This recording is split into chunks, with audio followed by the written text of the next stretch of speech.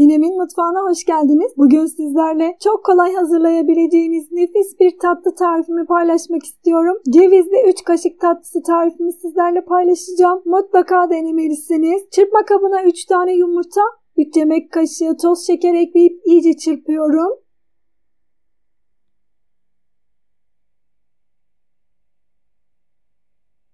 Üç yemek kaşığı irmik,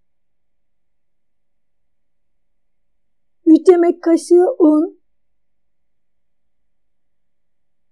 3 yemek kaşığı süt ekliyorum. Her şeyden 3 kaşık ekliyoruz. Bu yüzden tatlımızın adı 3 kaşık tatlısı ve akılda da çok kalıcı bir tarif.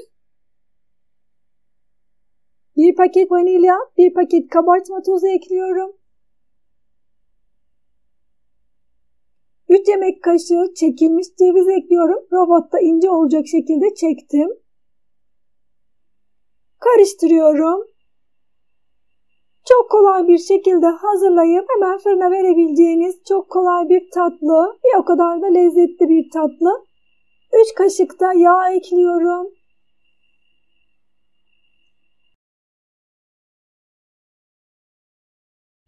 Karıştırıyorum.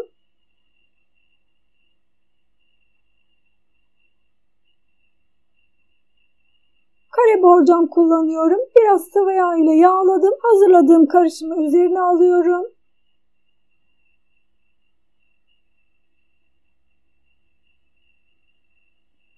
Üzerini düzeltiyorum.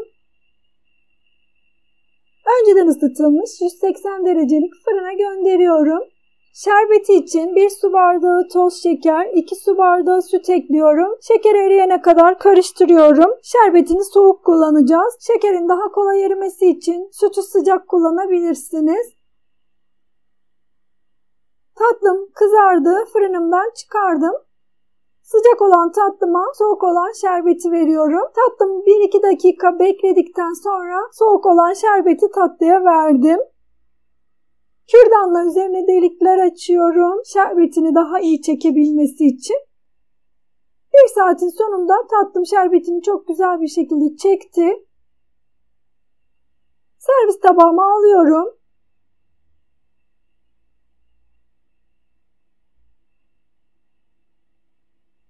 Hem çok kolay hem de çok lezzetli bir tatlı oluyor. Üzerine de tekrar bolca ceviz döktüm. Üzerini dilediğiniz gibi süsleyebilirsiniz. Veya sade de bırakabilirsiniz. Tamamen size kalmış. Tatlılarımız servise hazır. Deneyeceklere şimdiden kolay gelsin. Herkese afiyet olsun. İzlediğiniz için teşekkürler. Bir sonraki tarifimde görüşmek üzere. Hoşça kalın.